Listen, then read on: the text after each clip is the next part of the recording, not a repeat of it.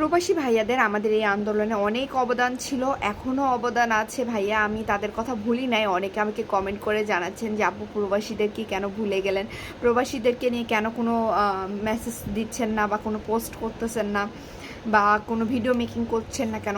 ভাইয়া আমি আসলে ভিডিও করেছিলাম, বাট ভিডিওটা আনফর্চুনেটলি ডিলিট হয়ে গেছে। আমি প্রবাসী ভাইয়াদের কথা কিভাবে ভুলে যাব? দেখেন, আমাদের নেট বন্ধ ছিল, আমরা কোনো প্রকার যোগাযোগ করতে পারি নাই, বাট প্রবাসী ভাইয়ারা আমাদের পাশে ছিল, এখনও আছে। আমাদের হয়ে সে সময় আন্দোলন করেছে, আমাদের হয়ে সেই সময় আমাদের ডাকে সাড়া দিয়েছে। আমরা যখন বলেছিলাম যে ভাইয়ারা এই সময় আপনারা রেমিটেন্স পাঠিয়েন না, আমাদের দেশকে রক্ষা করতে হবে, সেই সময় আপনারা আমাদের পাশে ছিলেন, আপনারা রেমিটেন্স পাঠান নাই। এই যে দেখুন, এখন আমাদের দেশে স্বৈরাচার সরকার চলে গেছে, পতন হয়েছে।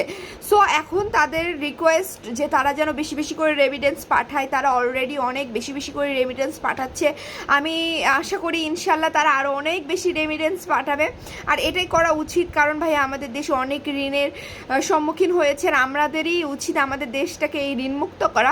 আর অবশ্যই আমরা আমাদের দেশটাকে ঋণমুক্ত করব। আমাদের দেশটাকে থেকে সব যেগুলো মানে আছে না, চাঁদাবাজি বা যারা অনেক দুর্নীতিমূলক কাজ করে থাকতো, তাদেরকে আমরা দেশমুক্ত করব। ইভেন এদের প্রতি আমরা অবশ্যই রুখে দাঁড়াবো। আমরা আর চুপ করে থাকবো না। আমরা এই স্বাধীন দেশে অবশ্যই প্রতিবাদ করব। আর অলরেডি আমরা এই আন্দোলনের মাধ্যমে প্রতিবাদ করা শিখে গেছি। সো আমরা সবাই মুখ বন্ধ রাখবো না। যে যেখানে দেখবেন অন্যায় কিছু হচ্ছে অবশ্যই প্রতিবাদ করবেন। আর আমরা সবাই সবার পাশে থাকবো, কখনোই কাউকে ভুল বুঝবো না অকারণে। অবশ্যই সব কিছু জেনে শুনে কথা বলা উচিত এই মুহূর্তে।